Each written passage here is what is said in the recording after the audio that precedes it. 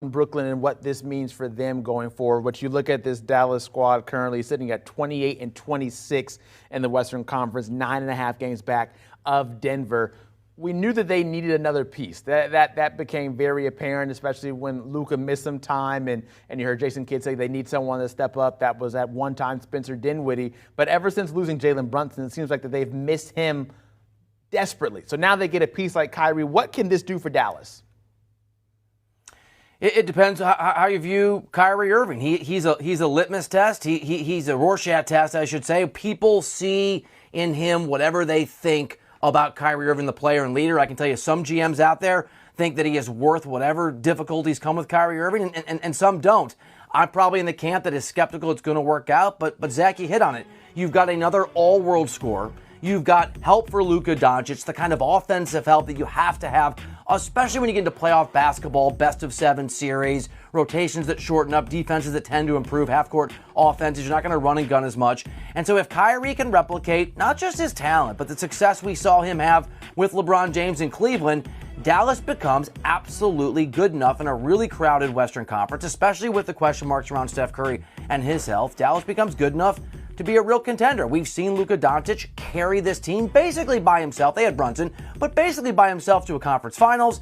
And so Kyrie Irving's addition on paper, the issue becomes, Zach, and the reason not as many teams were in a bidding war for Kyrie Irving as they might have been 2 or 3 years ago, if we've seen Kyrie hold his organization hostage. We've seen him miss time for a variety of reasons. And the stats are the stats. This is a Brooklyn team that has been statistically better. They've won more games when he has sat than when he has played. So it's hard to know who you're getting in Kyrie Irving, but for a team like Dallas, desperate to do something right now and to surround Luka Doncic with someone, it's a risk that makes sense. Is it a risk that you think is going to be worth it? Kyrie's contract is up at the end of this year. Do you think he would consider re-signing there, or is this just a one half of a season opportunity for Dallas to strike gold here? It's a great question. It's the big question. I guess there's a few answers. One, that would be quite a sizable gamble by Dallas if they don't think Kyrie was going to stick around. I was talking to a league source yesterday, literally asked him, Zach, the exact question you asked me, if Kyrie goes somewhere that's not Los Angeles, California. So Dallas was the example I used. But I said, let's say it's a Dallas or a Chicago or somewhere that we haven't had indications in the past Kyrie wants to stay.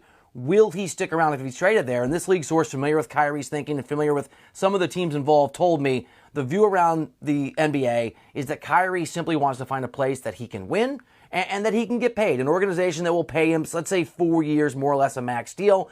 So I would assume, Zach, that Dallas is back-channeled with Kyrie Irving and the people representing him, and that the understanding is that they will offer him some kind of a deal that he's amenable to and that he will take that deal, which is, I guess, a long-rounded way to say, yeah, I think he will stay there. I can't imagine Dallas would have made this move if they didn't think he was going to stick around. But again, the Nets also thought they were getting something in Kyrie Irving. They didn't. We know Kyrie can change his mind. So it's an open-ended question. I think he'll stay, but you never know where Kyrie's going to be in a month or a couple months after this experience in Dallas and whether it goes well or whether it goes badly.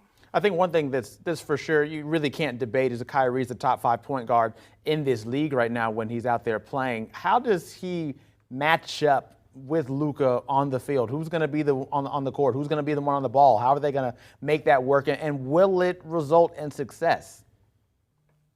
Well, I'll respectfully disagree. I think it is debatable, and I think that's the big issue with Kyrie. And again, this is me just referencing people who run NBA teams around the league.